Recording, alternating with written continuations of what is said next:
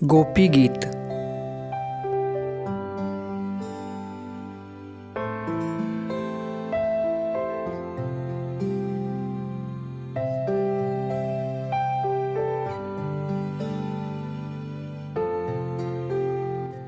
गोपियाँ कहती हैं, हे प्यारे, तुम्हारे जन्म के कारण बैकुंठ आदि लोकों से भी व्रज की महिमा बढ़ गई है। तभी तो सौंदर्य और मृदुलता की देवी लक्ष्मी जी अपना निवास स्थान बैकुंठ छोड़कर यहाँ नित्य निरंतर निवास करने लगी हैं, इसकी सेवा करने लगी हैं। परंतु हे प्रियतम, देखो, तुम्हारी गोपियाँ जिन्होंने तुम्हारे चरणों में ही अपने प्राण समर्पित कर रखे हैं, वन वन भटक कर तुम्हें ढूंढ रही हैं। हे हमारे प्रेम पूर्ण हृदय के स्वामी, हम तुम्हारी बिना मोल की दासी हैं। तुम शरद ऋतु के सुंदर जलाशय में से चांदनी की छटा के सौंदर्य को चुराने वाले नेत्रों से हमें घायल कर चुके हो। हे हमारे मनोरथ पूर्ण करने वाले प्राणेश्वर, क्या नेत्रों से मारना वध नहीं है? अस्त्रों से हत्या करना ही वध है। हे पुरुष शिरोमणि, यमुना जी के विषैले जल से होने वाली मृत्यु, अजगर के रूप में खाने वाली मृत्यु, अघासुर, इंद्र की वर्षा, आंधी, बिजली, दावानल, वृषभासुर और व्योमासुर आदि से एवं भिन्न भिन्न अवसरों पर सब प्रकार के भयों से तुमने बार बार हम लोगों की रक्षा की है। हे परम सखा, तुम केवल यशोदा के ही पुत्र नहीं हो, समस्त शरीरधारियों के हृदय में रहने वाले उनके साक्षी हो, अंतर्यामी हो। ब्रह्मा जी की प्रार्थना से विश्व की रक्षा करने के लिए तुम यदुवंश में अवतीर्ण हुए हो। हे यदुवंश शिरोमणि, तुम अपने प्रेमियों की अभिलाषा पूर्ण करने वालों में सबसे आगे हो। जो लोग जन्म मृत्यु रूप संसार के चक्कर से डरकर तुम्हारे चरणों की शरण ग्रहण करते हैं, उन्हें तुम्हारे कर कमल अपनी छत्र साया में लेकर अभय कर देते हैं। हे हमारे प्रियतम, सबकी लालसा अभिलाषाओं को पूर्ण करने वाला वही कर कमल जिससे तुमने लक्ष्मी जी का हाथ पकड़ा है, हमारे सिर पर रख दो। हे वीर शिरोमणि श्याम सुंदर, तुम सभी व्रजवासियों का दुख दूर करने वाले हो। तुम्हारी मंद मंद मुस्कान की एक एक झलक ही तुम्हारे प्रेमी जनों के सारे मान मद को चूर चूर कर देने के लिए प्राप्त है। हे हमारे प्यारे सखा, हमसे रूठो मत, प्रेम करो। हम तो तुम्हारी दासी हैं, तुम्हारे चरणों पर न्यौछावर हैं। हम अबलाओं को अपना वह परम सुंदर सावला मुख कमल दिखलाओ। तुम्हारे चरण कमल शरणागत प्राणियों के सारे पापों को नष्ट कर देते हैं। वे समस्त सौंदर्य माधुर्य की खान है और स्वयं लक्ष्मी जी उनकी सेवा करती रहती हैं। तुम उन्हीं चरणों से हमारे बछड़ों के पीछे पीछे चलते हो और हमारे लिए उन्हें सांप के फनों तक पर रखने में भी तुमने संकोच नहीं किया। हमारा हृदय तुम्हारी विरह व्यथा की आग से जल रहा है। तुम्हारी मिलन की आकांक्षा हमें सता रही है। तुम अपने वे ही चरण हमारे वक्ष स्थल पर रखकर हमारे हृदय की ज्वाला शांत कर दो। हे कमल नयन, तुम्हारी वाणी कितनी मधुर है। तुम्हारा एक एक शब्द हमारे लिए अमृत से बढ़कर मधुर है।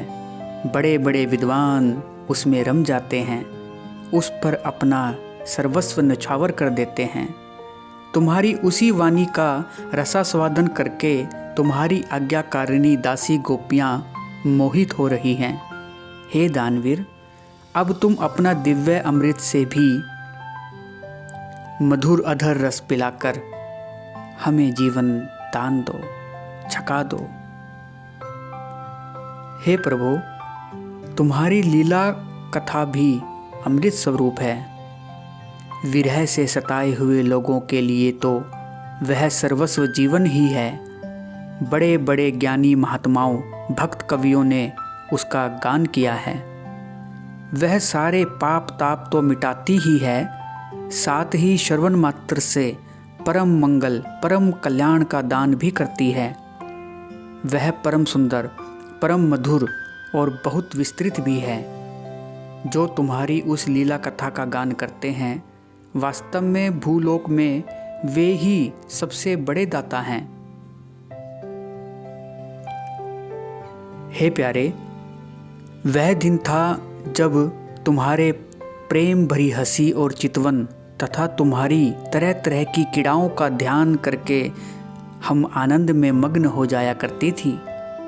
उनका ध्यान भी परम मंगलदायक है। उसके बाद तुम मिले।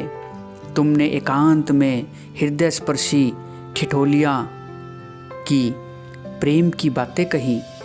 हे छलिया, अब वे सब बातें याद आकर हमारे मन को शुद्ध कर देती हैं।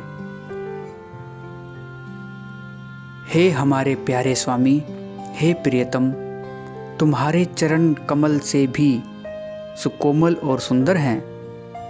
जब तुम गौं को चराने के लिए व्रज से निकलते हो, तब यह सोचकर कि तुम्हारे वे युगल चरण कंकड़, तिनके, कुश एवं कांटे चुभ जाने से कष्ट पाते होंगे, हमारा मन बेचैन हो जाता है। हमें बड़ा दुख होता है। हे हमारे वीर प्रियतम, दिन ढलने पर जब तुम वन से घर लौटते हो तो हम देखती हैं कि तुम्हारे मुख कमल पर नीली नीली अलकें लटक रही हैं और गौओं के खुर से उड़ उड़कर घनी धूल पड़ी हुई है। तुम अपना वह मनोहारी सौंदर्य हमें दिखा दिखाकर हमारे हृदय में मिलन की आकांक्षा उत्पन्न करते हो। हे प्रियतम, एकमात्र तुम ही हमारे सारे दुखों को मिटाने वाले हो। तुम्हारे चरण कमल शरणागत भक्तों की समस्त अभिलाषाओं को पूर्ण करने वाले हैं। स्वयं लक्ष्मी जी उनकी सेवा करती है और पृथ्वी के तो वे भूषण ही हैं। आपत्ति के समय एकमात्र उन्हीं का चिंतन करना उचित है, जिससे सारी आपत्तियां कट जाती हैं। हे कुंज बिहारी, तुम अपने उन परम कल्याण स्वरूप चरण हमारे वक्षस्थल पर रखकर हमारे हृदय की व्यथा शांत कर दो। हे वीर शिरोमणि, तुम्हारा अधरामृत मिलन के सुख को बढ़ाने वाला है। वह विरहजन्य समस्त शोक संताप को नष्ट कर देता है। यह गाने वाली बांसुरी भली भांति उसे चूमती रहती है। जिन्होंने उसे एक बार पी लिया, उन लोगों को फिर अन्य सारी आसक्तियों का स्मरण भी नहीं होता। अपना वही अधरामृत हमें पिलाओ। हे प्यारे, दिन के समय जब तुम वन में विहार करने के लिए चले जाते हो, तब तुम्हें देखे बिना हमारे लिए एक एक क्षण युग के समान हो जाता है।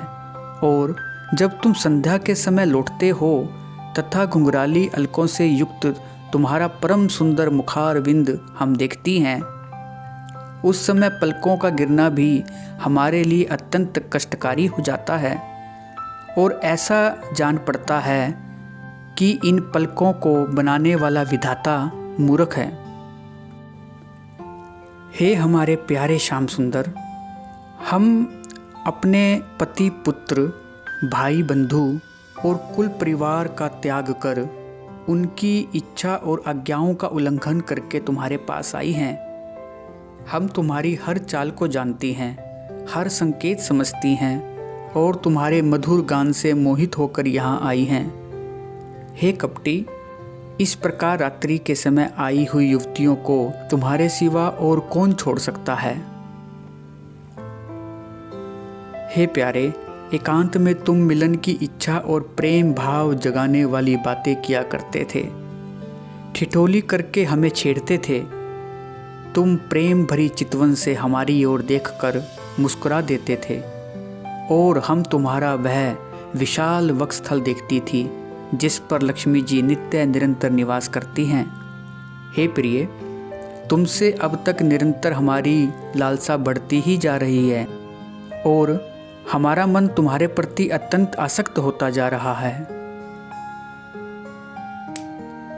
हे प्यारे, तुम्हारी यह अभिव्यक्ति व्रज वनवासियों के संपूर्ण दुख ताप को नष्ट करने वाली और विश्व का पूर्ण मंगल करने के लिए है। हमारा हृदय तुम्हारे प्रति लालसा से भर रहा है। कुछ थोड़ी सी ऐसी औषधि प्रदान करो जो तुम्हारे निज जनों के हृदय रोग को सर्वथा निर्मूल कर दे। हे श्री कृष्ण, तुम्हारे चरण कमल से भी कोमल हैं। उन्हें हम अपने कठोर स्तनों पर भी डरते डरते रखती है कि कहीं उन्हें चोट न लग जाए।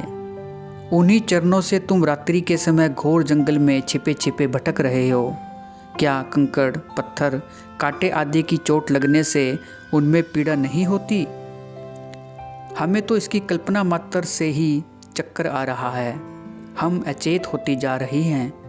हे प्यारे श्याम सुंदर, हे प्राणनाथ, हमारा जीवन तुम्हारे लिए ही है। हम तुम्हारे लिए जी रही हैं। हम सिर्फ तुम्हारी हैं।